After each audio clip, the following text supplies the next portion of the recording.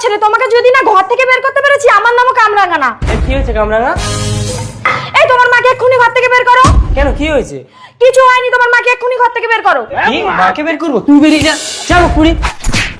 কি, তুই তোর মার জন্য আমাকে তাড়িয়ে দিলি? আমাকে? তুই তোর মাকে নিয়ে থাক, আমি বাবার বাড়ি চলে যাচ্ছি, তুই আমাকে আর কোনোদিন আনতে যাবি না। হ্যাঁ, যা যা।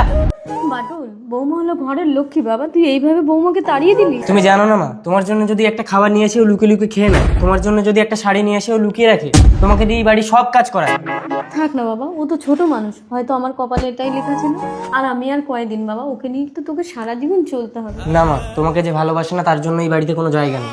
তুই যদি বৌমাকে ফিরিয়ে না আনিস তাহলে তুই আমার মরা মুখ দেখবি। মা, হ্যাঁ বাটুল। ঠিক আছে, তাহলে তুমিও আমার সাথে চলো মা। কামরাঙা, কি হয়েছে কামরাঙা?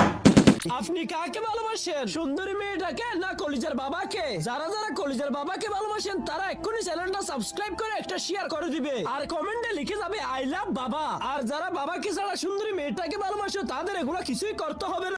ওর মায়ের জন্য আমার গায়ে হাত তুলেছে, আমার জন্য খাবার আনলে ওর মায়ের জন্য আনে, আমার জন্য শাড়ি আনলে ওর মায়ের জন্য আনে, সারাদিন মা মা মা। এবার থাকুক মা নিয়ে।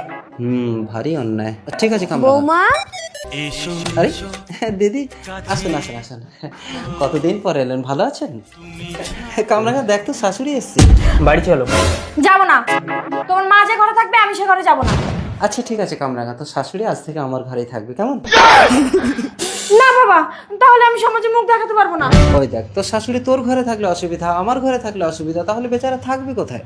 ঠিক আছে, তুই যদি তোর শাশুড়িকে দেবীর মতো যত্ন করে তোর ঘরে রাখতে পারিস তাহলে আমি ওনাকে আমার ঘরে রাখবো না। ঠিক আছে বাবা, আজ থেকে আমি আমার শাশুড়িকে দেবীর মতো পুজো করব।